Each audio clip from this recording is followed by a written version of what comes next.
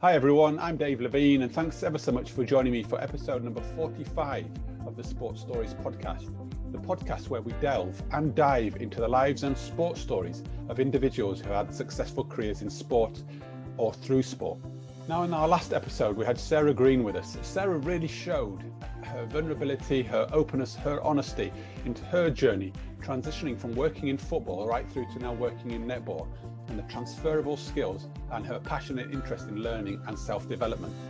Now today's guest is really similar. However, today's guest works in rugby union as a rugby union international referee. I'm delighted to have Christoph Ridley with me today, where Christoph will share a real insight into his journey from being a performance athlete through to becoming an international rugby union referee working in the Six Nations and looking forward to future World Cup. Christoph, I know, will be sharing so many gems. He's a real passionate people developer. He's really passionate in how he brings his insight, his self-awareness and his learnings from his previous experiences into the work that he does today. So find a place where you can really enjoy, maximize the insights and the learning you'll get from his story. Jump out on your bike, go for a walk, do what you need to do. But I really recommend that you protect some good time because I'm sure you won't be disappointed with what you hear today. So it just leaves me to say a very, very warm welcome to International Rugby Union referee, Christoph Ridley. Christoph, thanks for joining me on the Sports Stories podcast. It's great to have you with me. I'm really looking forward to speaking to you. You know, we've been talking a little bit over the last month or so, just getting to know each other a little bit, and I'm dead excited to hear a bit more about your story and the work you're currently doing. So thanks ever so much for finding the time in your pretty mad diary. Thank you for having me.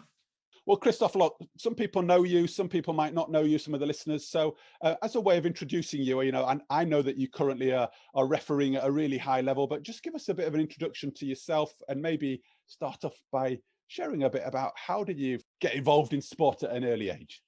Okay, so like most people who end up being in sport as a profession, I was absolutely crazy about sport as a child. So I played as many sports as I could. I played football, I played rugby, I did karate, and in my free time, I spent my time in the garden alone playing sport of some kind. So I had a very traditional sport upbringing. Academics wasn't something that was at the forefront of my mind. I was more interested in getting outside and playing, and that's probably why I ended up in the position I'm in now. Just in terms of my journey, I started playing rugby and that became my main sport when I was about 12. I needed to make a decision as to which one I was going to focus on in terms of actually or realistically targeting a specific sport if I wanted to become more than just good at that sport. So it was decided that rugby was probably the sport that there was a possibility I could make a profession of. So I targeted that when I was 12. When I was 16, I signed a professional contract. So I left school and started playing with Leicester full time in their academy. And then when I was 19, I played my first senior match for Leicester and I injured my shoulder. I dislocated, I had an operation, I redislocated, had a second operation, and then I was still only 20. So at that stage in my life, I'm thinking, well, realistically, am I really going to be robust enough to keep playing rugby if I'm already this broken? So I had to look for other options. I said academics wasn't my thing when I was younger, but I was now in a position where I was ready to study. So I decided to go and do a coaching degree at the University of Gloucestershire. I met some people along the way, one of which was the head of referee development in England. He asked, would you be interested in refereeing now that you're not playing? I said, probably not. No one thinks about refereeing. When I realized that I truly wasn't going to play much longer, I gave it a go. And that's how I've ended up in the position I'm in today. So it all happened on the back of a love for sport, on the back of an injury, and on the back of meeting and being in the right place at the right time. Wow, whistle stop tour there, but let me just take you right the way back. You said a love for sport. Where did that love for sport come? How was that in your kind of family setup? So I've got three older sisters. They were all very good gymnasts. My father was a good basketball player and he was a good rugby player. and my grandfather was exactly the same, very talented rugby player. And it just so happened he refereed for a short amount of time at the back end of his playing career. So there is a small bit of refereeing in the DNA. I'm not the first in my bloodline to do it. So that sort of flavor had been implanted into me early on. It was something that I was aware of, whereas most people probably don't have a connection to refereeing. But like you say, in short, I come from a talented sporting family. Yeah. So it was always inevitable I would be involved in some way. Christoph, what was it like coming from a talented sport family? And, you used the term there, when I was 12, I was looking for a sport that I could be more than good at. So what was that like, being in that environment so young? So, and when I think back to that now, I would never encourage someone to say to a 12-year-old, you need to make a decision. It's either east or west. I think back to that, and I think that's really sort of river thinking. That's not really embracing all different opportunities. But my dad he wasn't a pushy parent, but he would open up doors and say, you have an opportunity here, or you have an opportunity here, but this is the way to be more successful if you take that avenue. And when I was 12, he had that discussion with me, and the discussion pretty much was, you're a very talented sportsman, Christoph. It's likely, because every sport you play, that whichever sport you target, that you might become a professional sportsman, whether you target football, karate, rugby. But in order to make that happen, now's about the right time to start thinking about which one you really want to focus on, rather than playing football Saturday, karate Sunday morning, rugby Sunday afternoon. It was never sustainable to do it that way. And obviously I would never push on with one specific sport. So although it sounds out of the box and not the most, probably not the most advisable coaching method, it was effective in the sense of it gave me some purpose early on, which is probably what led to the success. Just again, play back to me, why rugby rather than football or karate or any of the others? What was it about the sport that you felt you could connect with and be successful at? So if you ask me what my super strength was, so to speak, I was particularly good at contact sports. Okay. So I was very brave when I was young. People used to always say I punched above my weight. I was very powerful for my size. And when we were in the playground playing bulldog and games like that, I remember other kids refusing to play bulldog if I was the person in the middle. And I have images in my head of that. But I was never the biggest kid. Nowhere near it. I'm only 5'9" now. So that was the fact that they thought that wasn't because I was a huge kid. It was because people knew that I was daring and I was brave. So I knew that a contact sport was the right way to go for me, because I knew that's where I had an edge. Were you born brave? Do you become brave? How did that manifest itself as you went through, as you said, because you're not a big bloke, but actually there's something in you, obviously. I've often said, and coaches might disagree with me, but I don't think you can teach someone to be brave. I think you can expose them to environments which can help them become more resilient, and a lot of that is with the mind. But teaching someone to sort of throw their body into collisions and not worry about the sort of collateral damage, not worry about, well, this might happen to me. And I often came worse off in lots of collisions when I was a child, but I sort of just stood up and got on with it. Now, I don't know if that's as a result of parenting. I've never really spoke to my parents about it, but maybe they let me climb trees. Maybe they let me fall out of trees and didn't mollycoddle me. Take those risks, kind of stuff. There might be something deeper there for me to explore personally, but I'd imagine some of it was nurture, but a lot of it, I think, is nature, and you're born with, I think, a contact bravery. Have you seen that as you've gone through in other people, or even as a referee nowadays? That do you see people who you think are just naturally brave, embrace the contact, or others that kind of have to really develop that skill? I'm really drawn to people who are very strong. So often when I'm in a situation that might be it might be conflict. So whether we're in a restaurant, we're in public, as long as someone isn't rude, if they're firm, I'm quite drawn to that behavior. I like that behavior. I think it presents a sign of somebody who's lived through something or been through something or had experiences that have taught them to survive. So I've often explored and really been interested to dig deeper with people who I see present those sorts of behaviors. I think that I do see it now with guys coming through, but it's hard to find with younger guys because I think we have a generation that maybe isn't as robust as the generation were before.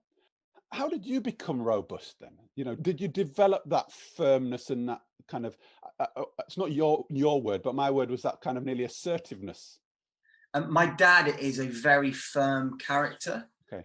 He's very assertive, and he is very practical in the way that he approaches everything. So my partner often says to me, "Oh, you're just like your dad. You're just like your dad."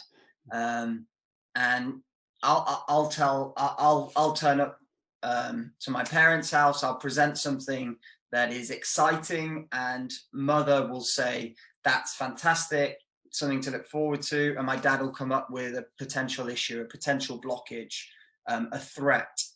And that's always been his role. So I think it's come from there. Do you think you're more like your dad than your mum, or have you got a bit of both? My dad is very academic, and my mum, she's very emotionally intelligent. Yeah. And I think that I err more on her side in the way that I deal with people. But I wish I was more interested in school. I wish I was more interested in my academics because I think I missed a trick there. But you also raised something for me, which is really, I'm really interested in, about the idea that you've become so much more interested later on in life in terms of learning and developing. Whereas, you know, you said earlier on that you're quite keen to learn and grow, and the academics is more of an interest. You've been to university, and I'm always curious about that idea that learning's the wrong way round. The older we get, the more interested we get in learning. Talk to me a little bit around going to university and picking up that coaching qualification, because that must have been an interesting time in your life where you were having to deal with the severe injury and also looking at a changing identity and direction. Yeah, it wasn't so much I became more interested in learning. I was just ready to learn. Right. Okay. I'd finished exploring. I'd finished testing boundaries. And I was ready to sit quietly and listen and write things down and take on board information. I was past the exploration phase. And I think it's difficult when you're still wondering what's going on out there, what's going on in here, what else could I be doing? Oh, I wonder what would happen if I press this button. I think that distracts from learning. It is learning, but it's your own learning. It's not the curriculum that's set up and how we're meant to do it. It's not formal, is it? I guess it's not the formal learning, it's the informal. No, so I was non-conformist. I wanted to learn when I was young, but I didn't want to do the curriculum. But I was ready and I was aware when I was older to take that on. And that's why I went into the coaching degree, as you say. And I have a specific interest in people, the way people interact. And I've already touched upon how I'm drawn to people who interact in interesting and often firm ways. So coaching fitted in hand with that. I wanted to explore how I could improve people and the way they operate and make them better in some way. So were you interested in coaching people, coaching sport, or coaching rugby?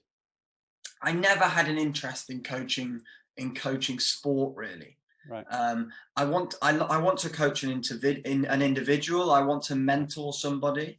I want to support someone above and beyond their focus area. So I want to discuss their habits when they wake up. I want to discuss relationships and how that will impact performance. I want to discuss their past experiences from their previous life and see how that impacts on what they're doing now. So I want to coach, but on a deeper level. I want to be involved in the whole process. I don't just want to turn up from 2 till 3 in the afternoon and be involved just for that period. That to me is not coaching. So when did you work that out, that this was the sort of coaching that you're interested in, i.e. the coaching of the whole person?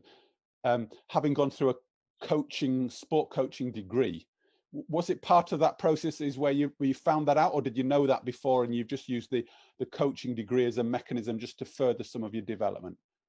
I think a lot of it was to further my development, but I always knew I was interested in people and the way they behave. You know, and I mentioned before, when I see conflict, I don't just look at it and think, oh, there's conflict in front of me.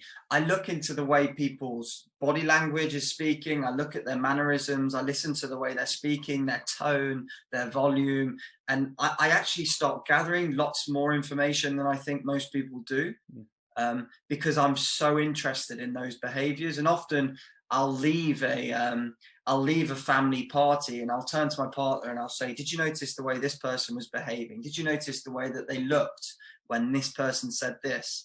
And no, people don't notice it as much because I don't think they're as interested, but I'm just absorbed by behaviors. How does that link into what you're doing now then as a referee? How has that kind of helped or hindered you on your journey as a referee? So it's made me really aware of managing sort of my relationships and how I can create allies in the game, how I can rid of any threats that people may present to me. And as a referee, you're often playing that villain role. So part of that role is you have to accept that you're not there to be liked. You're not necessarily there to make friends at a minimum standard. You're there just to be respected. And ultimately, if no one speaks to you at the end of the game, you've probably done the job well. Or if no one speaks about you, you've probably done it well. It doesn't come with lots of gratification. In terms of how it's helped me, it just means I'm conscious of my own behaviors, how I present, how I can help get people on my side. And how I can be followable, understandable, and ultimately accepted by the people that are around me. And what I mean by people, I mean the players, the coaches, the spectators, and the wider audience. So the way that I present decisions, my body language, my signals, my tone, it's all thought through, it's all planned about how I can best sell this decision to everybody that's watching.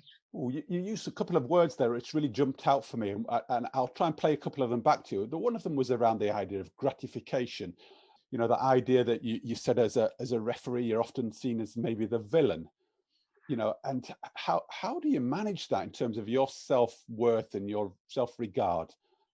So the first thing I would say is, and you mentioned before about recognizing other people coming through who have the skill set to be robust, which is certainly one of the most important things in what I do. And the trickiest thing we find now, Dave, is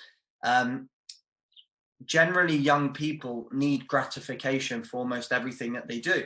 And that's why they film everything. And I say I do the same thing. Yeah. You know, I turn up to a concert. I don't just stand there and watch it. I take 1,000 pictures and I video the concert. You're never in the moment. And the reason you're videoing and photographing is because you want to share it with someone else to get some sense of acceptance for what you've done.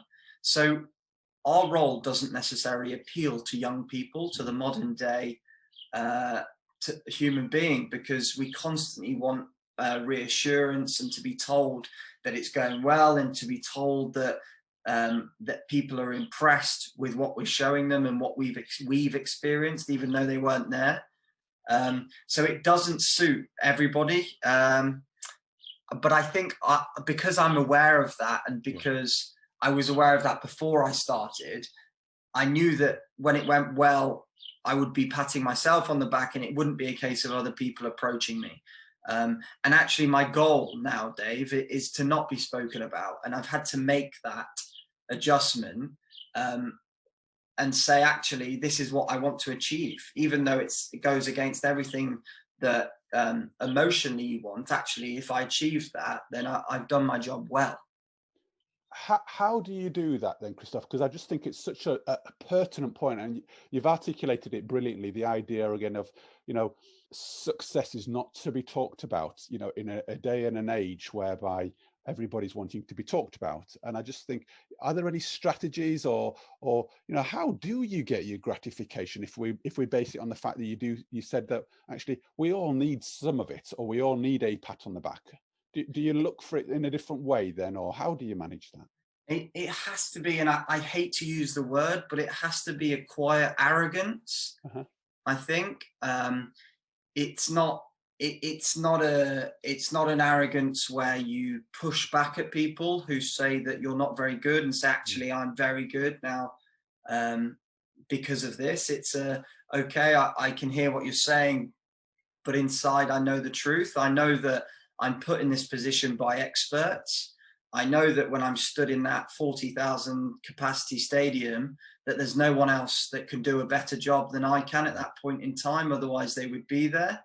And I also recognize there are opportunities for me to continue proving that maybe I can be the best in the world at what I do.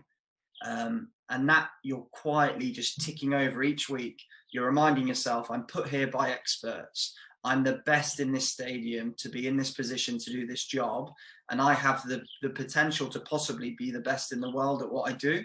And all those three, I think those three things is enough to carry you week to week to week without other people telling you that you're great or that you're not great. And they're what I carry with me, and they're written down on a small sheet of paper, Dave. And I put that in my changing room before the game. Remember why you're here.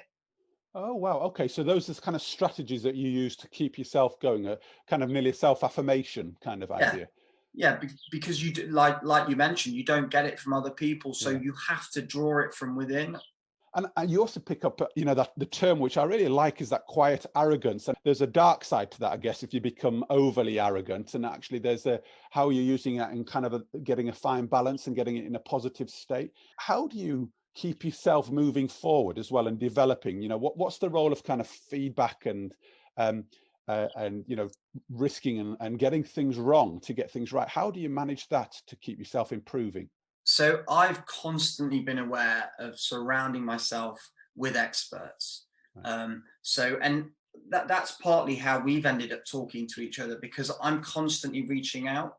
I want to talk to people who are interested in developing. I want to talk to coaches, players, other referees, and just absorb as much different information from different sources as possible, and not necessarily rugby people. Right. I'm looking to transfer skills from all different walks of life, whether that's business, other sports, and bring them into my game and what I do and what I try and achieve. So I surround myself with good people and people that have been there and done it, and also people who've done other great things that might be able to help me improve. So I think the first thing, Dave, is being aware that it's never ending. I constantly need to keep learning and be open to listening to new people. And then the second thing is making sure you surround yourself by the right people. And it never leaves me, and it's quite cliche, but people say you're an average of everyone you associate yourself with. And I once heard someone say, show me your friends and I will show you your future. Because if you hang around, with a bunch of losers, it's inevitable you'll end up one of them. So you've got to surround yourself with success and experience and understanding and empathy and people who cover all bases. And I think I do that quite well. You also used the word earlier on, Christoph, which I'm kind of trying to understand how this fits with what you're saying. And the idea you said was that, I'm really thought through and planned in all of my interactions. And again, in terms of your development, it sounds like it's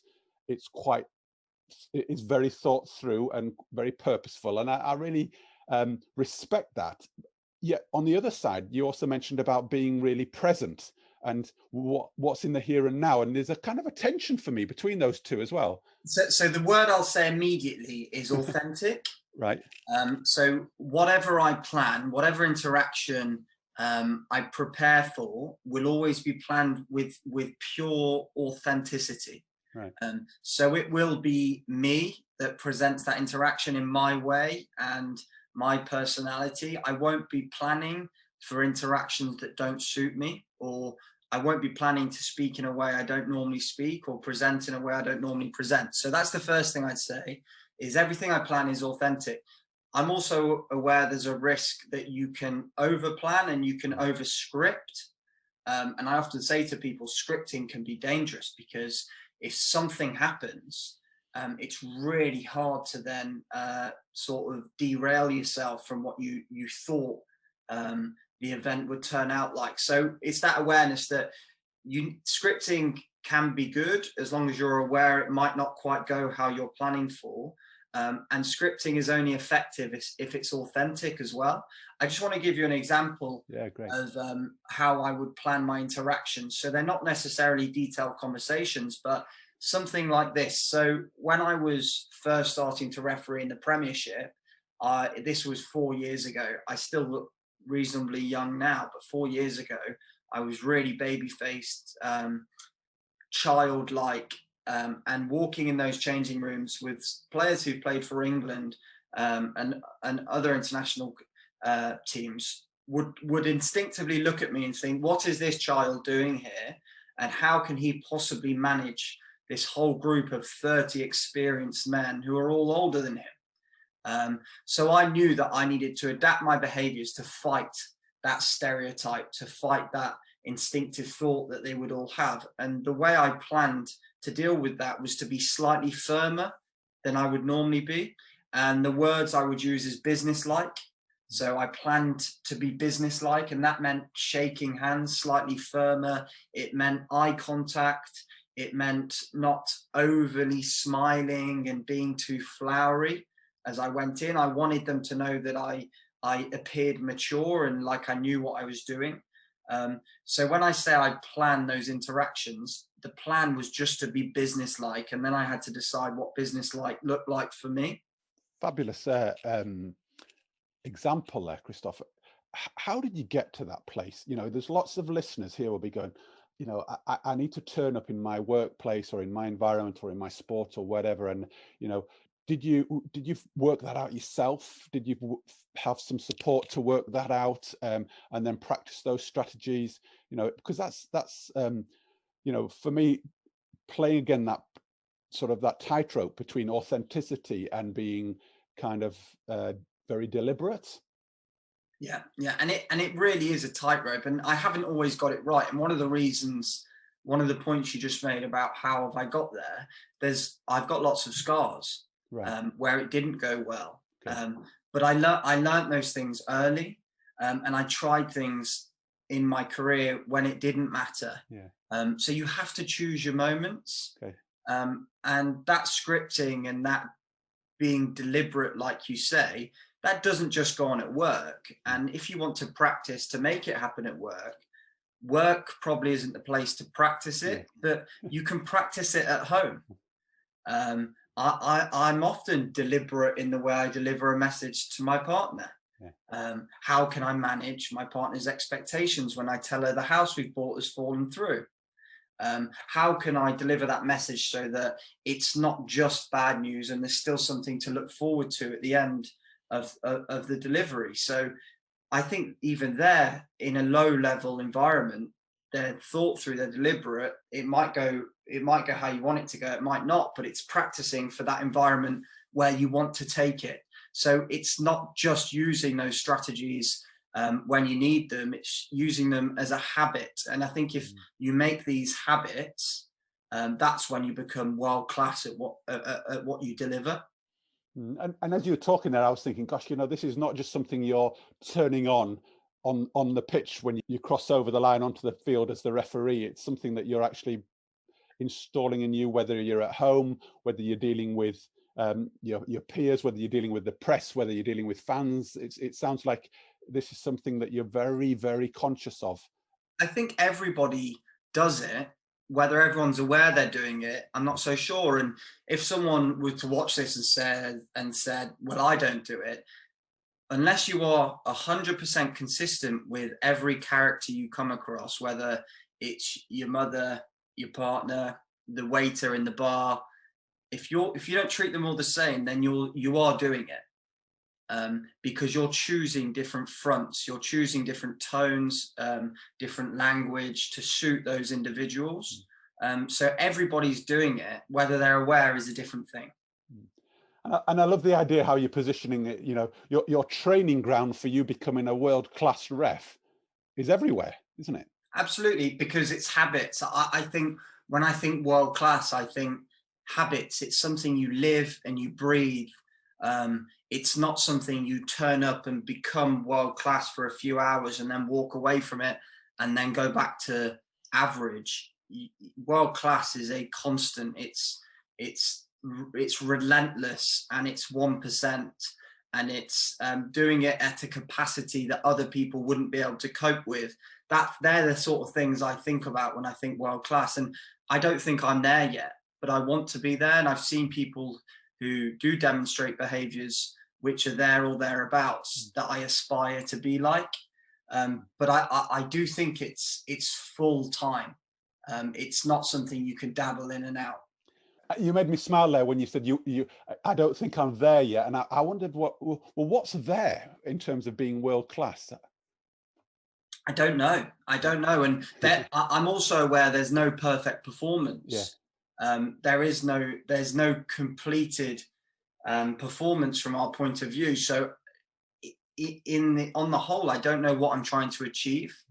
But I'd like to be regarded, or if not regarded, I'd like to get to the position that I was always capable of getting to. I don't want to leave any stone unturned.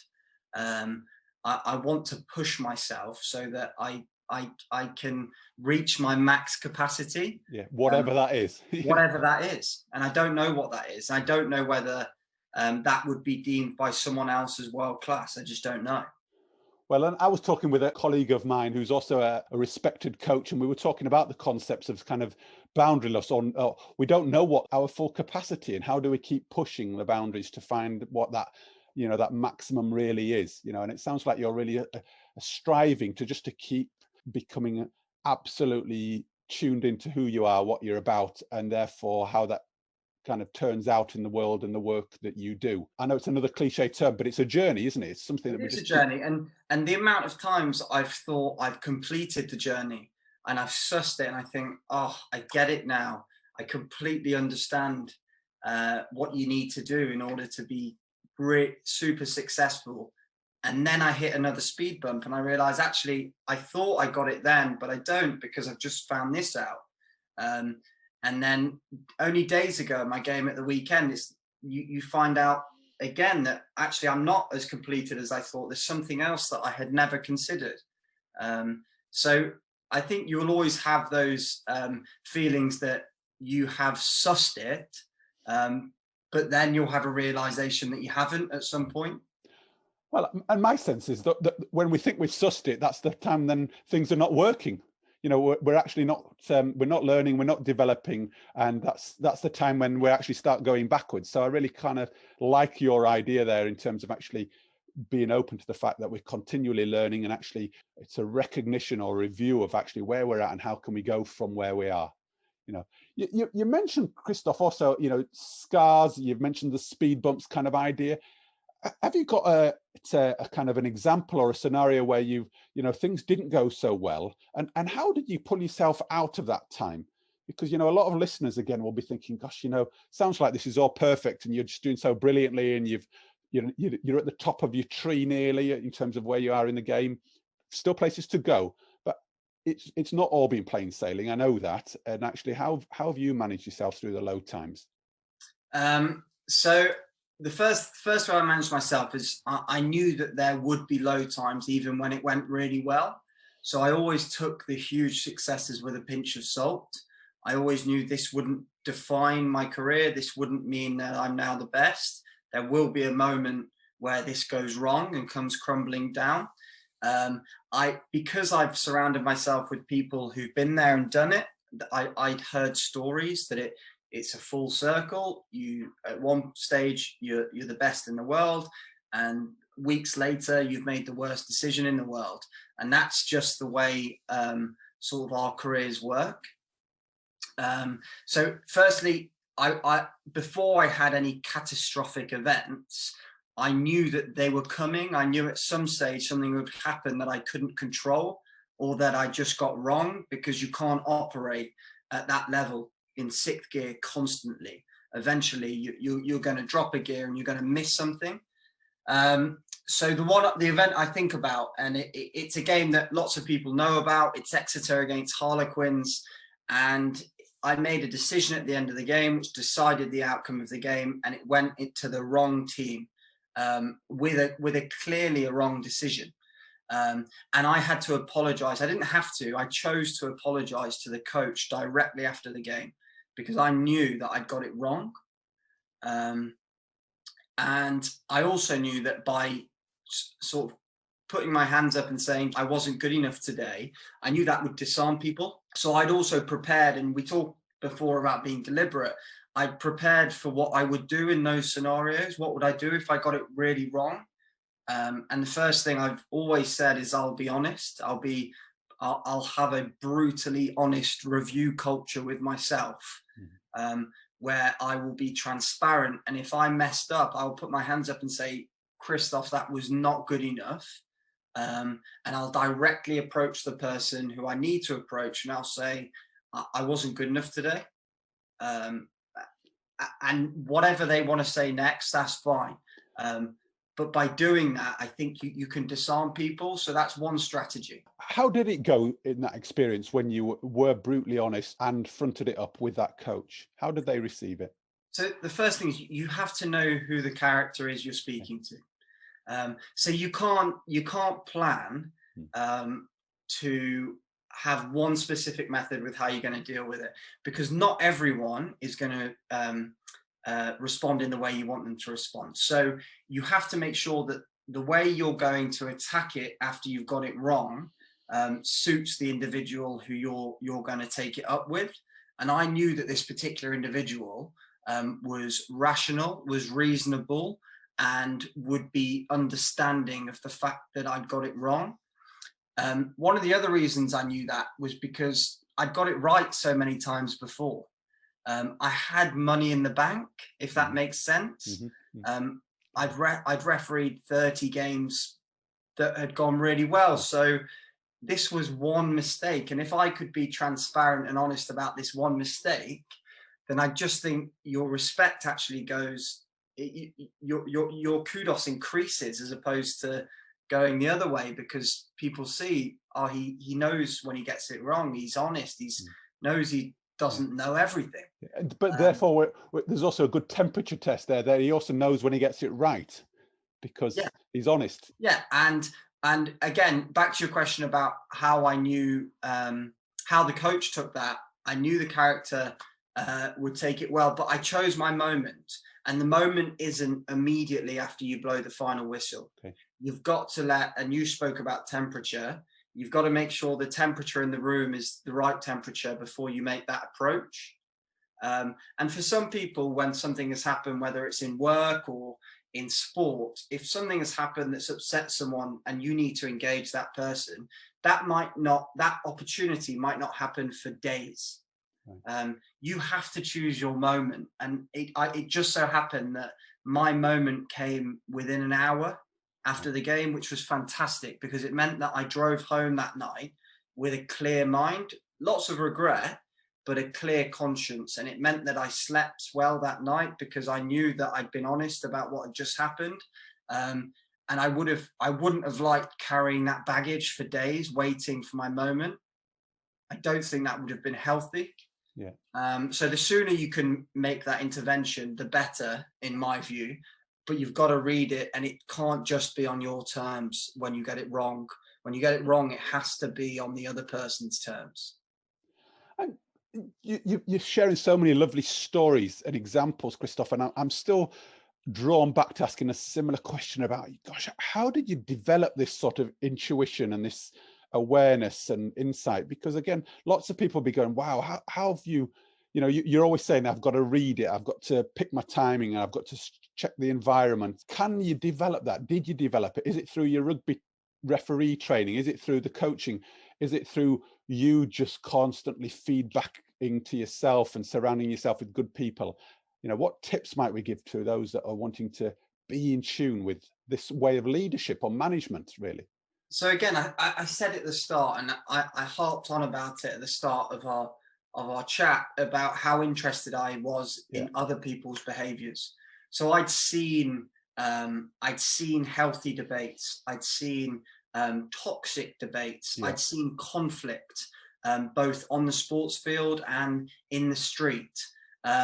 And I'd absorbed lots of information from all those different events. I really liked the way that person dealt with that.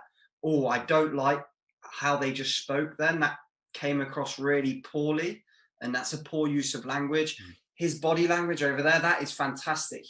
His social capital and his presence is just brilliant because of the way that he's posturing and the way that his eye contact is engaging. And I've constantly been absorbing those different pieces of information. So I've been building, and I'm still building now, a picture of exactly it is that I think is effective when it comes to dealing with people in any environment. And so I'm not just turning up to work and then deciding now's the time to start learning.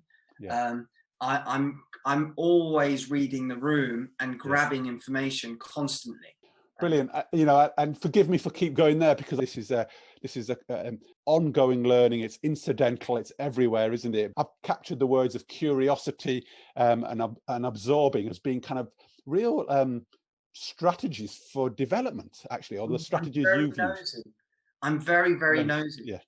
I see sirens and I want to follow them. What's going on? I'm interested. I see, you see police running through the street. Let's follow them. Let's see what's going on. It's interesting. So I am curious, and I think it's good to be curious. And I've probably still got a childlike mind in the way that I'm curious.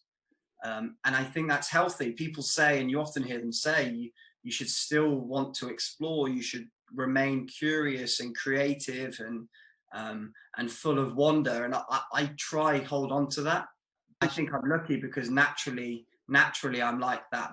But I think if you're not, to try create curiosity is, I think, a nice thing. So somebody played to me, one of my previous guests played to me the idea of having a beginner's mindset, that you've always got something to learn, and I think it links to that childlike kind of curiosity. So, I'm always there at the beginning. There's always something more that I can get, which actually really spurs you on towards performance and maximizing potential. So I really kind of parallel the two there. And that always having something to learn. There's two different. It's funny because I mentioned about you thinking you've got it sussed on one hand, which I've had that experience where I think I know everything at this stage. I think I found it all out. But I also have imposter syndrome every week. Right. So I wonder whether I'm really meant to be there. And we spoke about how I deal with self-doubt. But don't be. I would. My advice to anyone thinking about this would be, you will tip the scales from one side to another. You'll think you know everything, and then you'll think you probably don't have a belonging there and you haven't been found out yet. And that's normal, I think. It's perfectly normal. Every week, and in the Six Nations just gone, I was stood during the national anthems between France and Wales, and I was stood next to Owen Jones, one of the best players in the world at the moment, and I was thinking, I'm not sure I belong here. And I was thinking that on the pitch in the moment, 2 minutes before kickoff during the national anthems, wondering whether I was in the right place at the right time, and shocked that I hadn't been found out, to have not been good enough yet. And then you're kicking yourself to try straighten back up and realize why you are there. So it's perfectly normal to have doubt, and it's perfectly normal to think you've got it sussed. So it's ever evolving. I just wanted to give those two sides to say that I felt both. Well, and I really love the connection you make with imposter syndrome, because how many of us don't have that? I think many people whether they articulate it or not, feel that idea of, my worthiness. Should I be here? Should I not? And, as you're telling me the story, I really try to package it in a sense of actually, maybe we can use it as actually quite a healthy thing to feel, and if we can use it as a way of grounding us, but not identifying ourselves by it, and actually recognizing that it keeps us on our toes, doesn't it? To make sure that we perform. And sorry, Dave, you've just thrown something back into my mind. You spoke about not identifying us. Those bad decisions that you make, and I spoke about them being a speed bump or the catastrophic decision, they don't identify you. And I mentioned before that when you're the best, you make the best decision in the world, that awareness of knowing that won't identify you, because you will make a bad decision at some point. It works both ways. And the time when you truly think, oh no, this is really going to reflect on my future, is actually when you get it wrong. And the truth is, it does not identify you because you made one mistake. I just think that's a really important point. Who do we identify with, though? What is our identity? What is your identity, would you say? I think identity is your consistent behaviors and your consistent performance week to week. So if you want it sampled and you want a true answer, I think the sample has to be 50, 100 games. It has to be over the course of 5 years. Your identity is not found out in one day. And I always trust people until they give me a reason not to trust them. So I have people tearing their hair out because I will meet one builder for a quote and then I'll take his word and not get another quote. And people say, you're crazy. And I say, but I trust him. And I'm going to give him the benefit of the doubt because I liked the way I connected with him. So I want to trust people all the time. Lovely. I really like that, dear. And it just throws out the idea to the listeners, though, about them considering what trust means to them and how they relate to it. And, so much of the work that I'm doing at the moment is underpinned and always boils down to that concept of and that relationship with trust. Just want to ask you, before we kind of begin to wrap things up, though, you've talked about some of the challenges and the speed bumps. What would you say would be one of your biggest highlights in your career? I always like to pick on something really positive. So far, what would be your biggest highlight for you? So 2 highlights, and we've spoken about both sides of the spectrum. So I'm going to give 2. First one, when I got injured and had the realization that I was never going to play rugby again, was devastating for me. But at the same time, it gave me a clenched fist. It made me think, right, this is change. This is an opportunity to do something different. And I'm not going to let something like this happen to me again. And we talk about iron fist, velvet glove. So clench the fist, and on the outside, no one notices because you got a nice glove on it. So that gave me that ability to say, right, I've had this huge setback here, but it doesn't matter. If anything, it spurred me to go and do something else and be really good at it. So that's my first highlight, is that setback that gave me that clenched fist.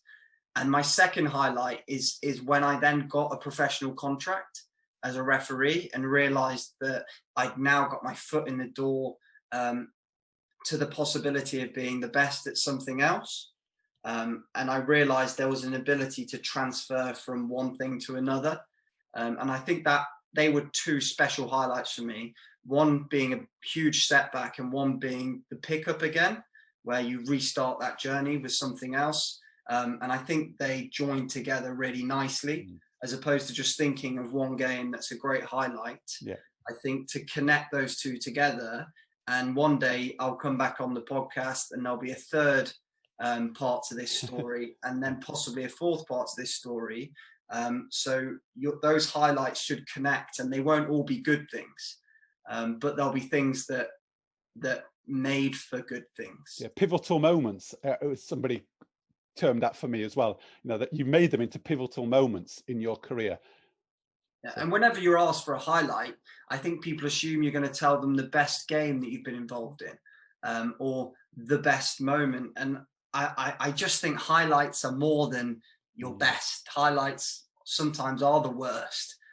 because they're your recalibration moments. They're the big intervention moments where you really learn and something changes. So what's next for Christoph then? You know, where do you go next in your sports story or your journey? So for me, my mind is heading towards 2023 World Cup now. So I'm concentrating game to game every week. I want to be outstanding so that I'm a step closer to being selected for the World Cup in 2023. So that long-term goal, 2 years away, gives me purpose week to week. But I'm interested in other things as well. And that's important. Is I think if you watch this podcast, and the people that do will have an impression that I'm quite intense, and that I really do only think about this and nothing else. I do other things. I have a really nice relationship with my partner. We enjoy walking, exploring in forests across the country. We go abroad to do some trailing. We're building a house together. So there's lots of other things going on. And that's important to this whole process is, although, and I said before that the world-class behaviors, I think, is a habit. Part of being world-class sometimes, I think, is doing nothing or doing something else. And that has to be planned in. You have to let go for hours at a time, because we did mention it, you cannot operate at sixth gear constantly. You've got to drop it down, and you've got to have some off time. You've got to have your mind thinking about other things so that you stay fresh. And I often describe it, and the analogy I use is about having sharp tools and not having blunt armor. If you're constant and you're going at it and at it and at it, you will become flat and dull, and it becomes boring. If you step away, do something else, and come back, you're fresh, it's exciting, and you go again, and there's that surge forwards. So as much as I've spoken about it being full on, very intense, constantly thinking of ways to learn, that time of doing something different that you enjoy is so invaluable. Brilliant. What a great message as well, Christoph. And I can hear the kind of the tension in you trying to not just say it, but really bring it to life for you, to drive your performance levels. And I'm going to say your life performance levels, because they're not about refereeing this, is it? It's about, that's a part of your whole, your whole life pie, as it were. So yeah. It's a great message. A quick pointed question in terms of, your development. And this is a gift that I often ask all my guests is, what resources, or are there any books or anything that you've called on that have really been useful to you that we can share with some of the listeners that they might get some value from to help them on their journey? The one book that lots of people talk about in my world is Chimp Paradox. And I'm sure you've read it, Dave. And it's about that self-doubt, that chimp that sits on your shoulder, tells you you're not good enough, or tells you you know everything. So it's that awareness, and we've touched upon it a lot during this call, awareness of non-realities that need you to rebalance and make yourself measured again. And the book talks about ways and strategies you can adapt in order to achieve that. Brilliant. And I can see how that really plays into the story that you've told today, in terms of your real deep self-awareness and curiosity to know more about yourself, to be able to have really positive impacts on others. So I really, really absolutely see how that lands. Two very last quick questions then. What advice would you give to a teenage version of you? You've come through such a journey, and I'm just wondering if there were 2 or 3 little quick tips you would give to you starting on the journey again. One big thing, I just talked about it, have other interests. Right. Don't be solely focused on one thing, because you'll be disappointed, because that one thing won't always be smooth and won't always be successful. So you have to have other things that you enjoy. Yeah. And my other piece of advice would be, if you can't win, don't lose. You're not always going to win. Sometimes you just have to survive, especially in my job. So I often say to young referees, if you can't win, don't lose, just survive. Brilliant. And Christoph, my last one would be, you've really opened yourself up here, given me a real great sense of how you work and the importance of your development holistically, actually, not just as a referee, as I say, and the things you've learned from your earliest story. So whose sports story might you be interested to learn from, if we were to have a different guest, or somebody you maybe even know a bit about and you'd like to know a little bit more about? I'm really interested in people that have had complicated or tough, tricky journeys to their success. I think someone like Anthony Joshua would be fascinating. I also think Tyson Fury is a fascinating character. So people who have a little bit more than just sport to talk about, I think they're really interesting people. And they're two guys in the same game from two completely different backgrounds who will have really interesting stories. But it will be more than just about boxing. It will be about experiences they had as children and growing up, and why that put them in the position they are in today, waiting to fight each other, basically. Well, and I think you bring a lovely point out there, in a sense of actually, what's made those two people is their stories. We might know bits about them, but actually, what I've picked up from you is about your journey right the way through, from having that real big setback, but how you used that coming out of a playing career into actually creating a new identity and a new career. But actually, do I dare say, not just creating a new identity, but actually really developing yourself as an identity rather than being labeled as a referee or whoever. And linking it back to your mother and your father and the different roles that they played, I thought was a fabulous connection. And I can see how that's dripping through, and you're still being curious about how that comes to play. So, Christoph, thanks for being so open and honest. And I pick up on that point again of you feeling quite purposeful and thought through, but I also feel a real softness and a genuineness to really want to engage with people. So thanks for sharing it and being your authentic self. Should any of the listeners wish to find out a little bit more about you, how might they make contact or follow you or be interested to check in with you? I'm always available to be contacted on LinkedIn. It's Christoph Ridley, and I use social media and things like that. And I'm always open to have conversations, especially about things like this. Because I'm not just interested in it, but I care about it. And I sincerely care about it. So if anyone wants to get in touch, please do. Well, on that note of caring, this is a real premise of the Sports Stories podcast. We really want to care about our guests. We really want to care in terms of helping our listeners progress. It's not just about the entertainment, it's about the key messages that the guests put forward. So, I think you've been a fabulous guest. There's loads of stuff to take away, especially for me anyway. So on that note, thanks ever so much. And we look forward to, as you say, having you again on the podcast to hear the next part of the journey. So thanks, Christoph. Really appreciate it. Thank you very much. Really enjoyed it. Well, there we have it, episode 45 of the Sports Stories podcast, where we certainly did delve and dive into the sports story of Christoph. He was really open, really purposeful, really passionate. But what also came through for me was his determination for learning, for improvement, for reaching high standards and reaching the top of his game, whatever that means to him. He was a determined individual there that shone through.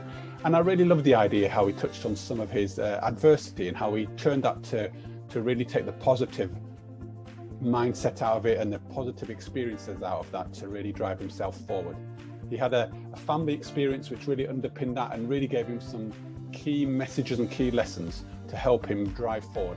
And it's amazing what he's managed to achieve in his career as a referee in the last 4 or 5 years or so.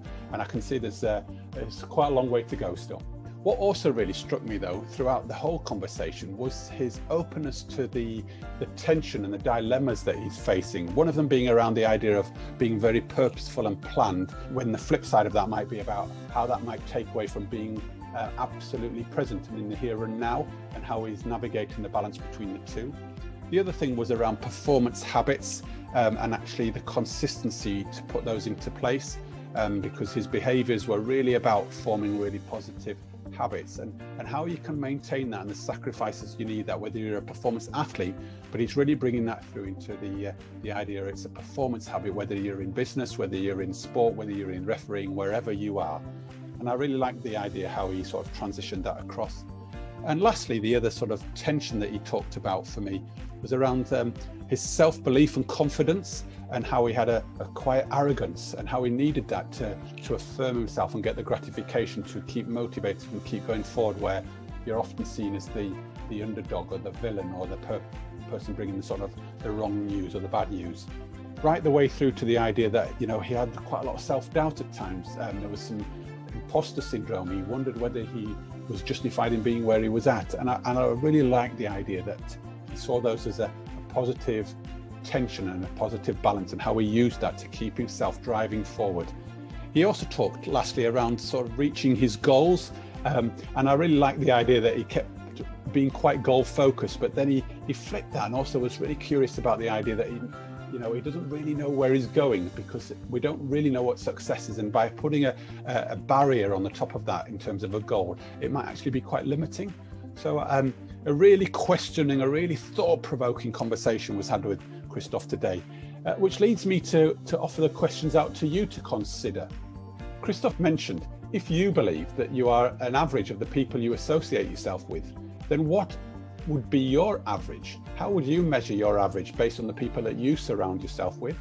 And secondly, if your identity is your consistent behaviors, how would people view you? What would you like to do more of, or what would you like to change in terms of consistent behaviors? And how would you like your identity to be aligned to that?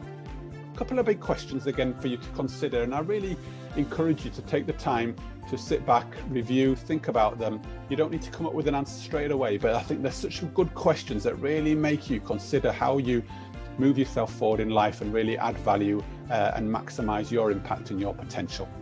Now, as always, I offer a couple of questions, but I also want to just make you aware of the support that's available to you. I'd like to bring to your attention the Maximising Your Leadership and Coaching Impact program that we have running. Please have a look on the website and sign up to that if you're interested. It's a fantastic program which will give you resources to look over a whole kind of a year's journey. So please delve in deep, have a look and see how you can really maximise your journey and your learning there. Secondly, there is the coaching and mentoring support and mentoring offer. Once again, sign up to that, have a look on the website. There's a number of different packages. And Christoph really talked about, you know, the number of people that he surrounded himself with to help support, mentor and coach him. So this is your opportunity to surround yourself with really expert, credible, experienced individuals to help you on your journey to maximising your impact. And lastly, all I say is, you know, we really thrive off the feedback and the great stories that we get through from you in terms of the impact the podcast is having in the programs. So please keep in touch. Have a look on the website, drop us a note at www.sportstories247.com. Your feedback, your comments, your ideas, what's working for you, what's missing is always really valued, because we want to keep continuing to offer you the value that you deserve to help you make a difference in your life. And lastly, I just want to give a big thank you to you, the listeners, as I always do. Thanks to today's guest, Christoph. It was a really fantastic in having him on.